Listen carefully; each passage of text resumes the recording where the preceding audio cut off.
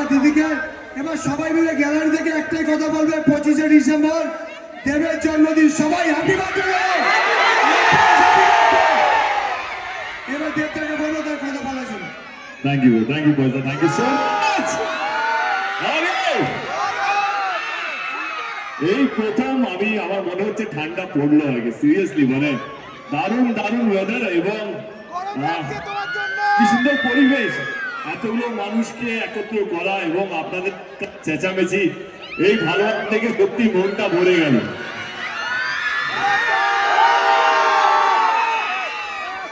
বিভিন্ন রকম ভাবে আমাকে যেতে হয়, কখনো সিনেমার প্রচারের মাধ্যমে, কখনো রাজনীতির মধ্যে, কখনো অনেকে অনেক জায়গা যেতে হয়, কিন্তু সবচেয়ে বেশি ভালো লাগে কখন জানেন, যখন কোনো খেলা নিয়ে কোনো প্রোগ্রামে আমাকে যেতে হয়, বিশেষ করে ফুটবল ওরিয়েন্টেড। কারণ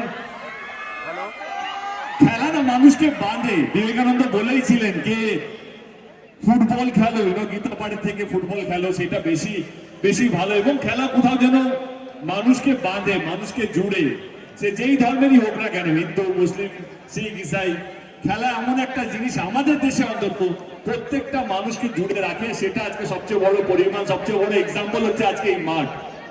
হাজার হাজার মানুষ এসেছেন ম্যাচ দেখার জন্য।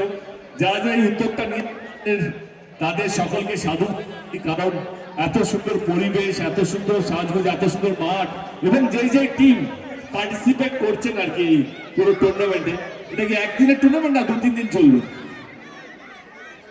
28 তারিখ অব্দি, ওকে 28 তারিখ অব্দি চলবে এই টুর্নামেন্টটা। 28 তারিখে ফাইনাল।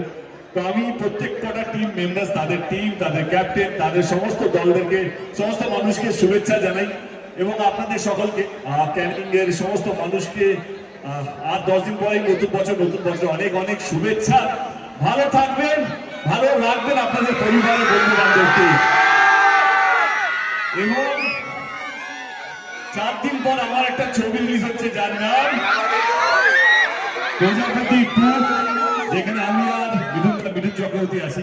তো যদি সময় পান, এই খেলার মাঠের পর, খেলা দেখার পর যেভাবে পুরো বাজারটাকে সাজানো হয়েছে, আমার মনে হয় শুধু খেলা নয়, দুর্দান্ত একটা মেলাও চলছে আর কি খেলার পর।